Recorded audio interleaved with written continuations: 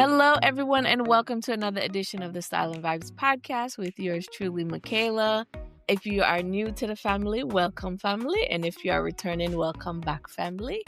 And we have family here today because Naomi Cowan has already been on the podcast and she is returning because she recently launched her debut album. Welcome to Paradise, Naomi. How are you doing? I'm doing great. I am doing good. Very good. Thank you for the introduction.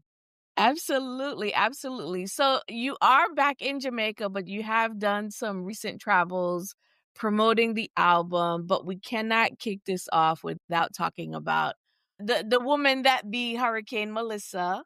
So I hope you and your family are okay. I did see some social media videos that you have shared about maybe some family being impacted.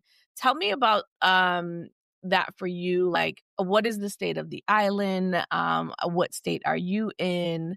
And just share like your thoughts and feelings right now. Yes. So to answer your question, I've only been back home for a few days.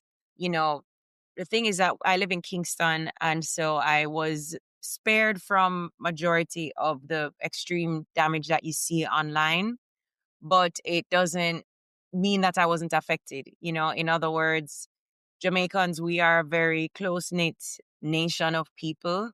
And so, as you know, that as soon as the hurricane hit and was cleared, many folks just got going in terms of figuring out how to support those that were affected. I do have immediate family that was affected by the hurricane in St. Elizabeth.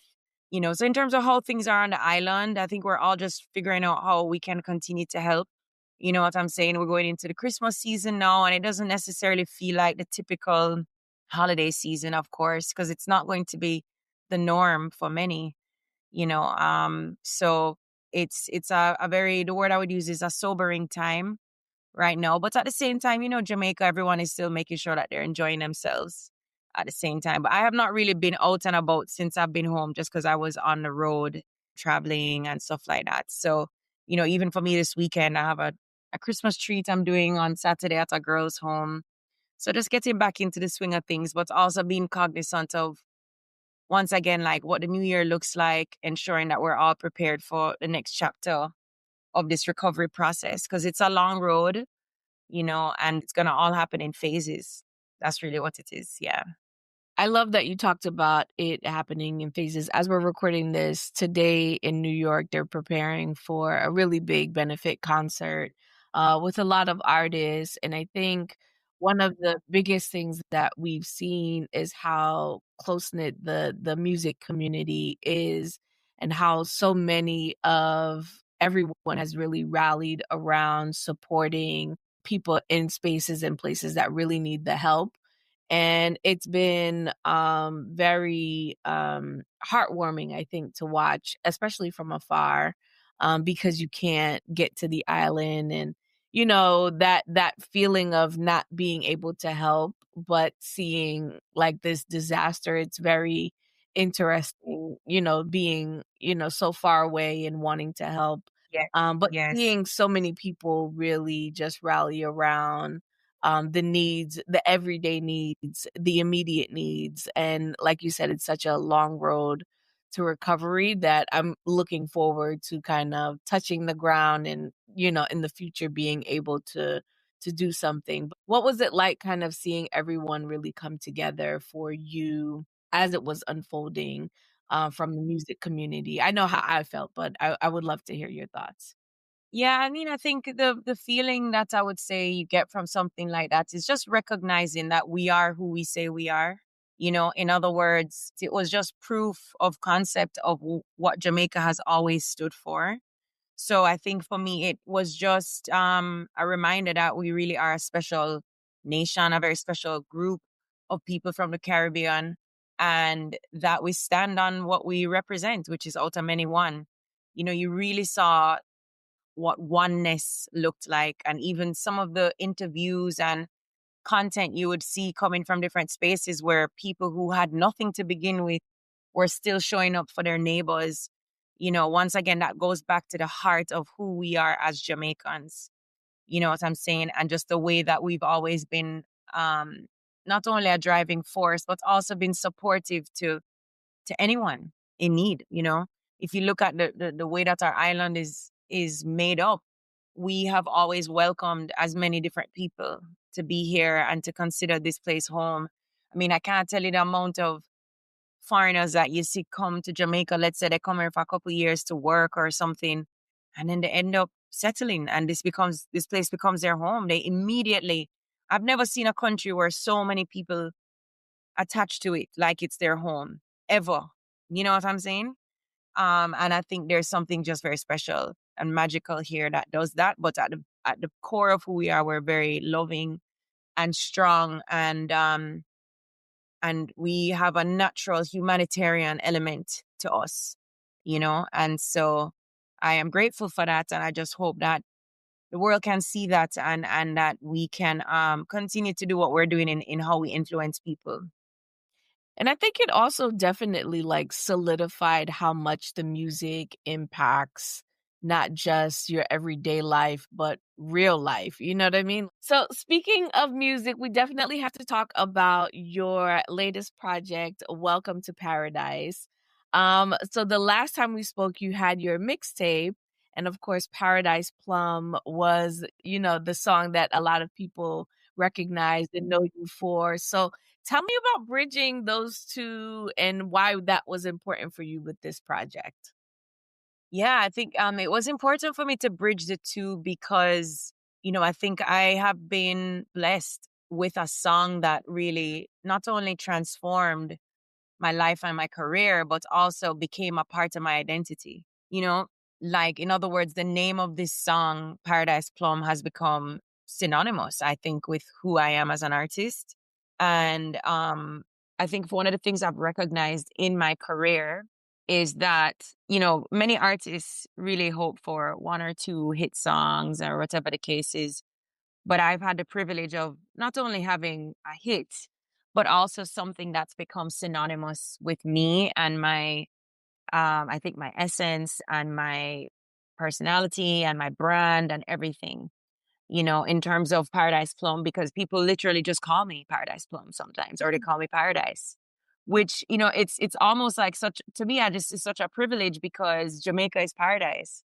So the fact Mhm. that, someone would look at me and just be like, well, go on Paradise.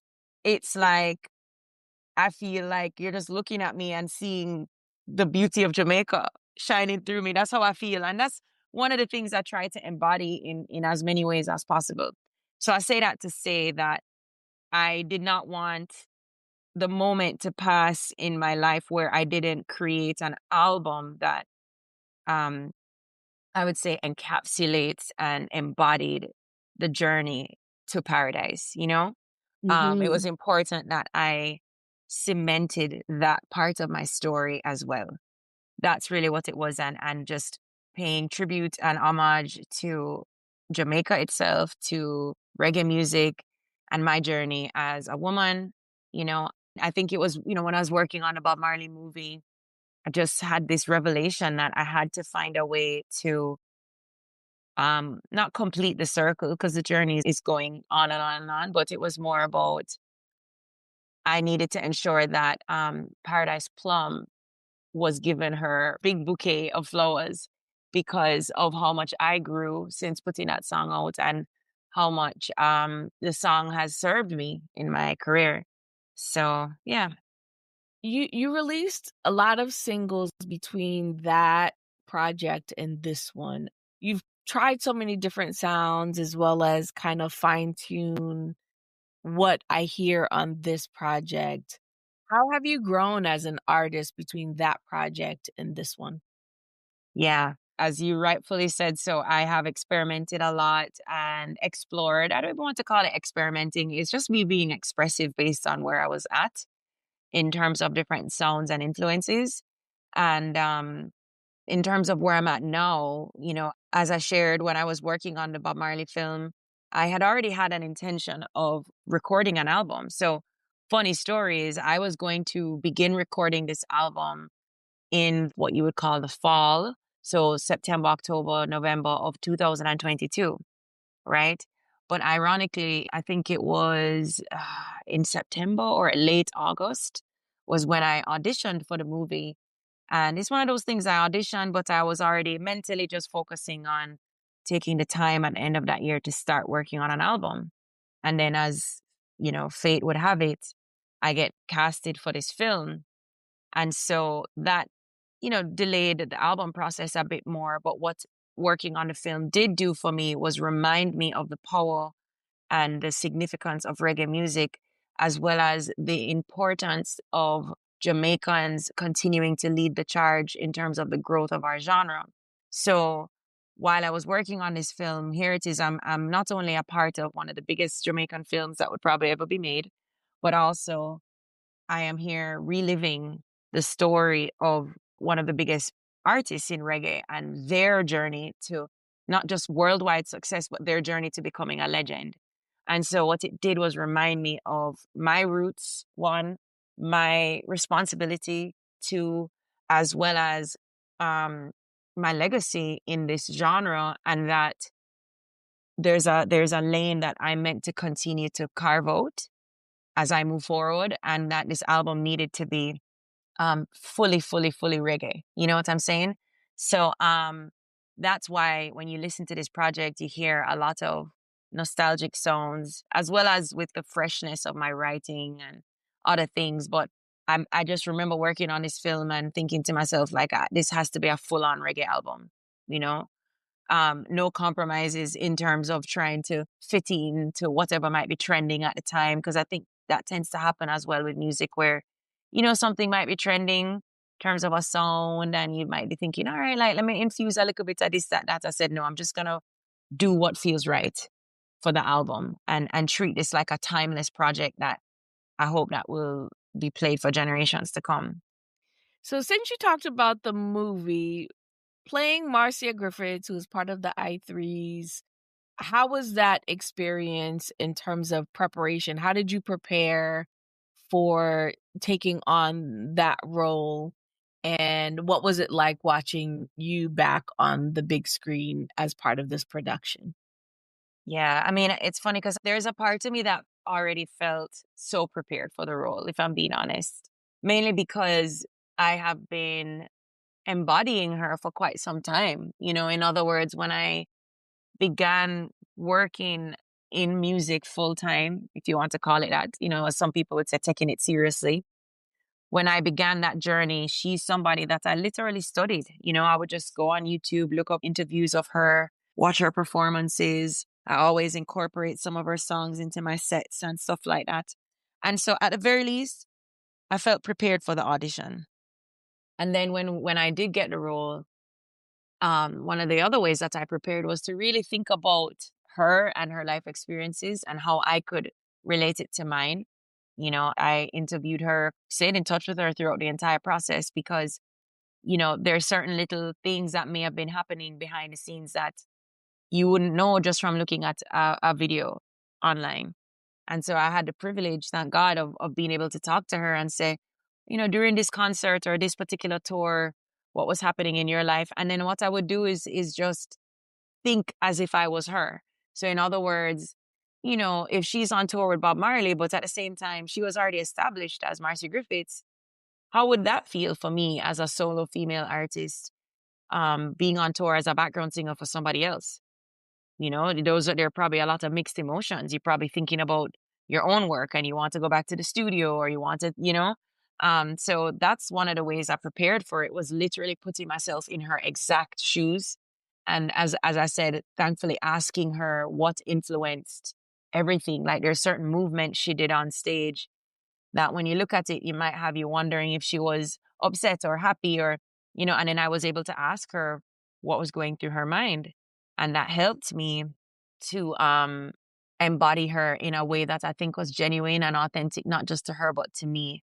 And then of course, seeing yourself on the big screen, it was a lot of fun, meaning I think, when we all saw the movie for the first time as a cast, we were just all excited cheering for each other as each person hopped up on the screen. You know what I'm saying? It felt different because it was a movie. Obviously I've seen myself on screen in different capacities, but this was very special. And, even at the premiere, to just know that we were in a room with a lot of people that played a role in Bob's story as well. You know, Rita Marley was there, Auntie Marcia was there at the premiere, and stuff like that. All of those things were very special.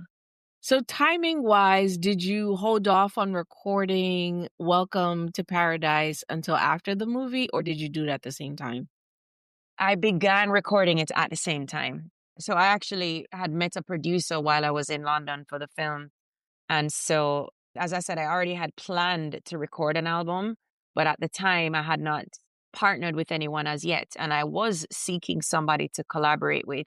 So when I met this producer in London, Toddla T, and we just worked so well together, it was crazy. It was just very seamless. It was very easygoing. It was very natural that I said to myself, I said, you know what? Maybe this is the person, because I had been looking for somebody to work with. Right. And I approached him and I said, hey, I have this project I want to do. I'm here for a couple more months. What do you think? XYZ. And he said, yeah, let's do it. And so we just started while I was over there and then continued after the film. Honestly, I'll be honest, we didn't overthink anything in terms of strategic timing and whatever. We just did what felt right in the moment when it came to the recording process. That was definitely gonna be one of my next questions. How did you get together with Toddler T? And what was the Uh-huh. chemistry in terms of writing and production? You said it sounded like it felt seamless, like you guys hit it off immediately. So tell me about that. Yeah, sure. So I do have to mention and bring into the conversation Runkus, Mhm. who is one of my best friends, one in the world, and then two, one of Who's my, also on the you album. know, he's on the album, but he's a huge part of the album because Yeah. he introduced me to Toddler. Okay. You know, so while I was in London, Runkus was like, yo, you need to go and link up with Toddler. I think you guys would work well together. And so from that point on, what happened is when Toddler and I agreed to do this album, he said, well, of course, you know, we need Runkus in the room for everything that we're doing. You know what I mean? So it was really us as a trio that wrote. Obviously, like Runkus and I are really great co-writers. Mhm. A lot of the songs I already had kind of pre-written, not all, some of them. And then what happened is we just expanded and made it 500 times better than if I was working on my own. You know, so this was a process of love and collaboration. I've always been a writer. I've always written most of my music. There's not very many songs that I have that I've never written. Maybe one actually called Glowing on the Stargirl project, but everything else I have written. So for me, being able to work with other people and bring in fresh perspectives that help to elevate what I'm doing was a blessing, you know, because in this industry, yes, it's great to be able to do everything on your own, but then you know that we work better in numbers sometimes. So the process was fun. We had a lot of fun with it. There was a lot of love. Nobody was in the room trying to outshine the other person. I'm really grateful as well that I just had people who had my best interests at heart and they didn't have any personal agendas.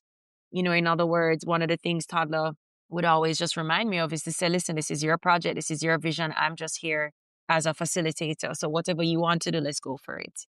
And as a woman, you know, we oftentimes always have to fight for that part of things, I find, you know, because sometimes people want to tell you what they think you need and you already know what you need. So to work with people that I didn't have to argue with and I didn't have to be, you know, having to be stubborn and strong headed in order to move my vision forward was just, I felt very much like at peace. I was very relaxed. It was very restful for me. It was very, I don't want to say healing, but it was just a joy. You know what I mean? Because I've just had a wide variety of experiences. And also for artists, not just women, but artists oftentimes, I don't know what it is where people think that they need to tell an artist what to do because at the end of the day, like the music is not going to happen without the artist, right? And so I think there is sometimes in the industry, there's been this very strange culture of non-artists and other professionals in music trying to tell us who we should be and what we need to do. And we already know, you know, we have a God-given talent, all of us, a certain gift inside of us that we really have to continue to listen to our inner voice to move ourselves forward. I think the biggest word I would just use is I was just so thankful to work with people that saw me for who I was, that wasn't trying to make me anything other than who I felt I needed to be in that moment, you know? And I think a lot of folks felt that through the music. I've had people come to me and say, boy, I feel like I know you now. You know, that's a very privileged thing to hear as a singer and an artist and as a public figure. If you feel like you can feel me through the music, then my job is done. From beginning to end, it is such a cohesive project. So commendable. It is Thank you. absolutely, absolutely such a amazing listen because it is so cohesive, and with every song it kind of builds on the last, and it's just like, no, my girl, now you want me get in your pocket, my girl, this is it. Ah. Like, as I was listening to the entire album, I Oh, just thank fell you. more in love with you as an artist, as a writer. I felt like this is you, and you needed to kind of go through that journey of exploration to get to this point, and I really felt Yes. the confidence for whatever reason. And as you're describing your working journey and how easy it was to produce this album, Mhm. I can Mhm. really, really Mhm. tell you incorporated your mom and your dad and moments throughout in the intro, as the interludes. Like, it just flows so well one into another. And that's what I mean by, like, it's such a cohesive project, and it felt so effortless. Like, how did you incorporate mom and dad into it, as well as, like, ending with, like, the legacy part? Like, that sound like a voice note where you're frustrated and you just needed to push through. Like, I just felt all of that energy. So tell me about incorporating those moments into this project. Yeah, well, thank you. First of all, thank you for listening with such intention. I think I have been blessed with reviews and perspectives from people that genuinely love music and that pay attention to what an artist is doing and what an artist is saying. So I do have to say thank you very much. Not just for your feedback, but just for taking the time and opening your heart and your mind to receive the music. It's not taken for granted from my standpoint. So, as you said, there are some moments that we put throughout the project. Two things. I'd never intended for this to be such a big love album, if I'm being honest. We just kept writing music, and I guess maybe what I was experiencing and what was top of mind for me was love. And then, truthfully, when I look at my life and the way I was brought into this world, I feel as though I was brought into this world as a byproduct of a very deep love. I feel as though I was born in love, I was born out of love, and that's a privilege. Many of us were born into not so healthy environments and not so positive spaces. And lots of people have had to spend their lives and their lifetime fighting to find that. And I was born out of that. I wouldn't say I was born into the perfect life or anything like that, because I have a very interesting family. But what I will say is, at the very least, my parents, they really share a special love. And then on top of that, they are bonded by their love for music. And beyond that, they wouldn't have met if it wasn't for the genre of reggae music, And so my life story began before I was even born, all of us. But the fact that I have proof of that and I can trace it, it's a very rare thing. And so I wanted to make sure that that was a part of this album in particular, since this was my first album. And this was an album that kind of culminated a lot of musical and personal growth. I don't know where the idea came from. I just, all of a sudden, after we made one song or two songs, I said, boy, Toddla, there's this interview of my mom in the 70s or the early 80s. I can't remember. Like the opening audio is of her way before I was born, and it was her as a single woman, never met my dad before. And you hear her voice talking about reggae music. You hear her talking about being a woman in the industry. So here it is, like she was already on this journey, and then life would have it that she would connect with this person that would bring me into the world, and then I would be guided on my own path to finding my love for reggae. So I just felt it was like a non-negotiable that I needed to be sure that these elements were added to show people who I really am and what I was birthed out of, and then on top of that, it's just also to pay a tribute to them in a very special way. And I wanted to be sure that I left pieces of them in the album. It's so interesting that you say love because throughout the entire album, it kind of feels like you're having this love affair, but it could be a person or it could be music. So it has that double meaning of who you are as a woman and experiencing love, but also your relationship to music. And they kind of do this like beautiful dance of like, is she talking about music or is she talking about love? Is she talking about both? And I think that, in our conversation, your inspiration behind it really shines through. So I don't know that it was intentional, more so that it was like destined to be within this project because of where you are on your journey. Is that a good assessment? Yeah, I think you nailed it. I think one of the things I have observed, just the way that we've grown as a society and the way we have all found ourselves as human beings, I will say that I feel as though there's been this war on love, right? And I know it was birthed out of the independent woman era, which is very important and has done a tremendous service to society. The way that women have been able to carve their own paths and become who we are. But at the same time, I think some of the messaging that has influenced us, not just as women, but men too, is that we don't need each other anymore. And that even the presence of a partner is going to take you away from whatever you think that goal in life is. And I think that is the complete opposite of humanity. As a matter of fact, I think we were placed on earth to learn from each other. I think we were placed on earth to grow with each other, to love each other, also to hurt each other at some points in time too, because we grow out of pain. But there's been this war on partnership, I've noticed, and so I don't know if it's in my own journey and my own desire for that. It's like I just kept writing songs that represented not just love, but like partnership. There's a difference between, romanticizing and being in love and being in love and being in love, and then deciding to actually build a life with somebody and create a new world with them.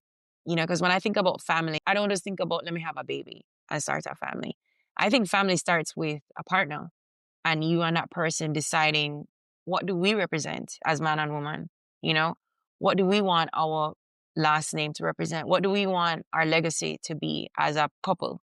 Whether you're married or not. Like the thing is that I think when two people come together, they decide on, they can decide if they think about it consciously, they can decide on what mark they want to leave on the world. Some people just business about, okay, we want a house and we want to do this and we want that.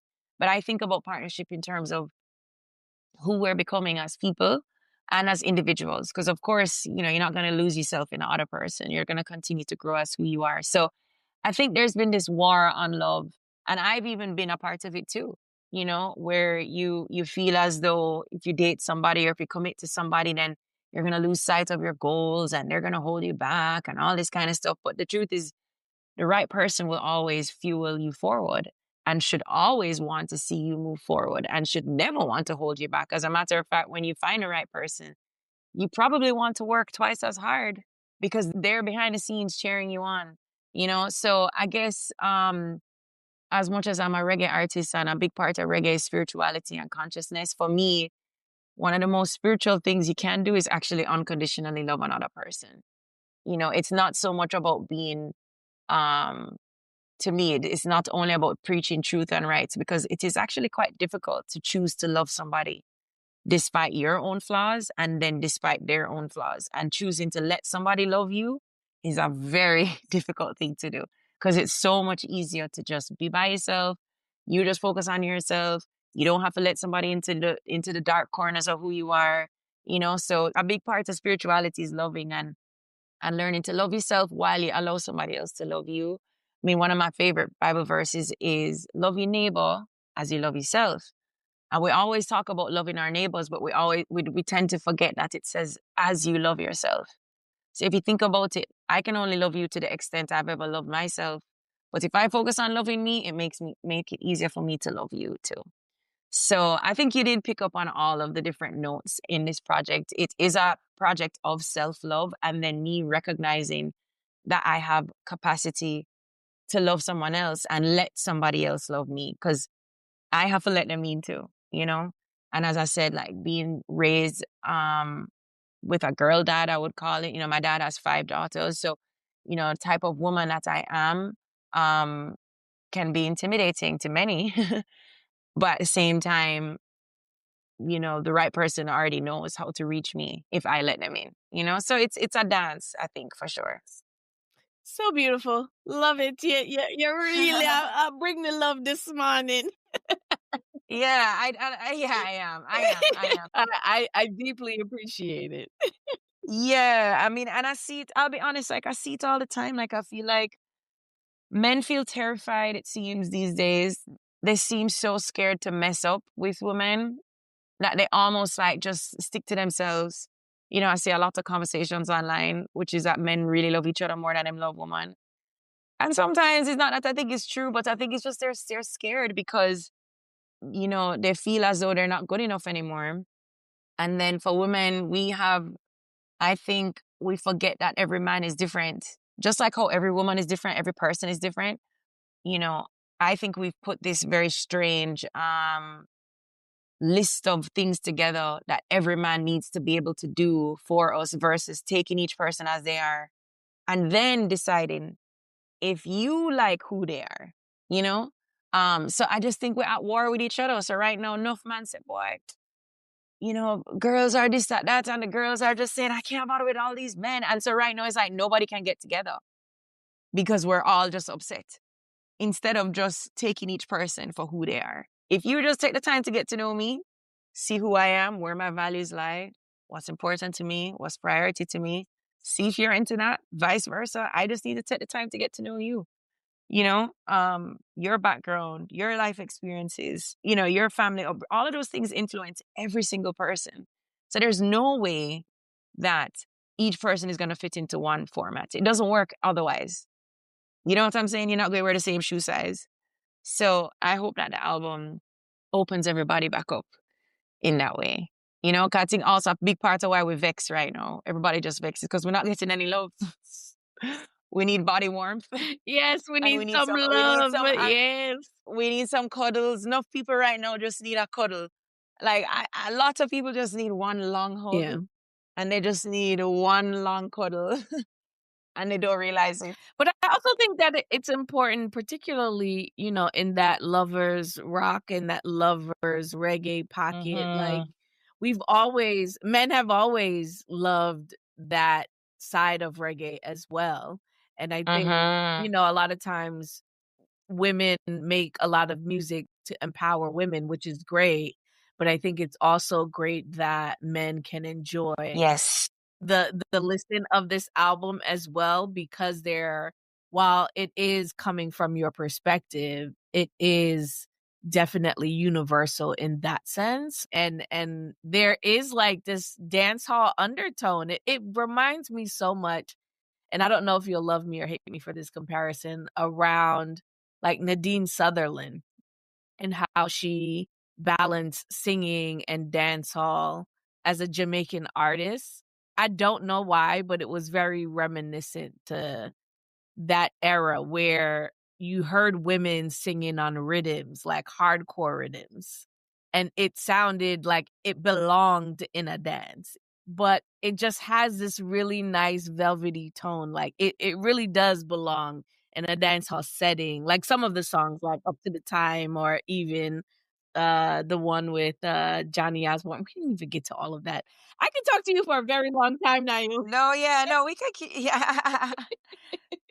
And so, like, that was what I immediately thought of when I finished listening. I'm like, yeah, I haven't heard this in a while, and I know Thank there's some you. phenomenal, you know, reggae singers that are coming out of this space, and I want to talk about that too. But it just was so reminiscent of that time for me in particular, that I Thank think you. it was that was so inspiring. Like, and I don't even think you intended that. No, that's the thing. It's like I appreciate that you've identified that. What I will say is that the only thing I was intentional about with this project musically was that I just wanted to be sure that we captured the essence of what Paradise Plum represented in an album. Everything else came naturally, you know?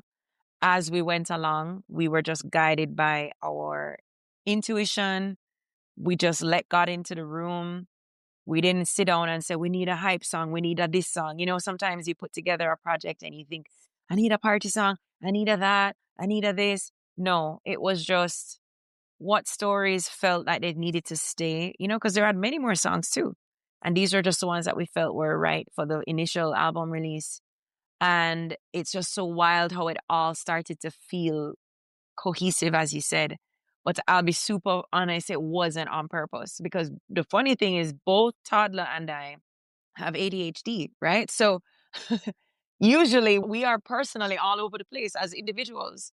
And so the fact that we were able to stay in this incubator for this project in a natural way without it being forced, we didn't have any, you know, label over our back saying we need something like this or we need XYZ. We just did what felt right. And I really just have to just give God so much thanks for guiding me through this process creatively because it just felt like a co-creation with God, you know. Obviously I was a vessel at the same time, but I really have to say that God is one of my biggest collaborators of all time, for sure. I talked about, some of the other reggae singers that are coming up. You have like this unspoken collective with Savannah, Leela, Jazzalise. Like, it seems so natural for you guys. Like, what is that unspoken collective that you guys have? Like, there's just an energy between the four of you.